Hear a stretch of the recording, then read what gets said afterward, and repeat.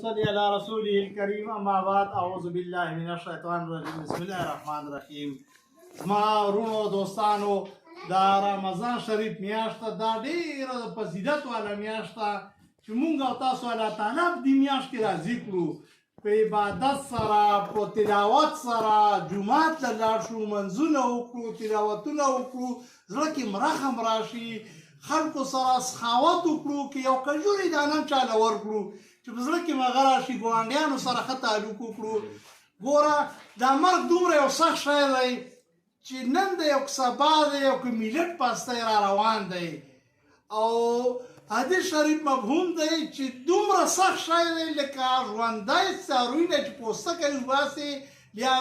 ژوندی چرچله چې په اور باندې واچوي دومره سخت دی. بیا د قبر سوال چې شیلمان تیږي شپږ شپږ منه ارمانده کي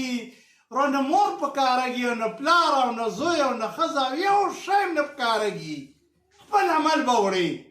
چې مونږ او تاسو الله راضي کړو په دنیا کې قبر سوال جواب الله راته ټیک که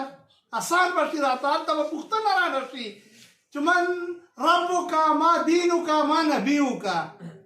چې مونږ او تاسو په دنیا کې الله راضي کړی نو مونږ به جواب ورکړو او دنیا کې ټوله مینه محبت دنیا سره یو ډوډۍ سره مې چې هلته څه شی وخوړه دلته مو وخوړه په ډوډۍ مشین رانه جوړي چې ډوډۍ مشین رانه جوړي او روپو مشین که نه بیا هلته ما رب وکړه نشته یاسې یې به چې هېڅ هم نه پوهېږم هسې بوتلې وه.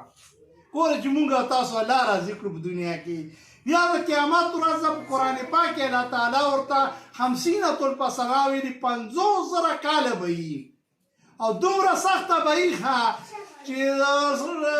اسرافیل علیه السلام شپېلۍ ووایي که نه نو په قرآن پاک کې ذکر دی چې دا انسانان به هغه سمندرونو باندې به اور ولګي دا غرونه به مالوچ غوندې په هوا کې لړه شي او د اسمانونه به چې کوم دی دړې وړې راولوږي. حاجي محمد امین صاحب چې کوم دی که نه په شعر کې ویلي چې که اسمان ماڼۍ دي دوړې دا به هم شي دړې وړې ای بنده به کړه جګړې ټول مخلوق به شي فاني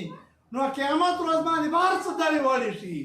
بیا په قرآن پاک کې الله تعالی فرمایي چې وکل من علیها فان ویبقى وجه ربک ذو الجلال والاکرام فبأي آلاء ربکما تکذبان. ای زما حبیبه دا هر څه به پناه شي یو ستا رب ذات به وي او ای پیریانو انسانان تاسو به الله کوم نعمتونه هېروئ.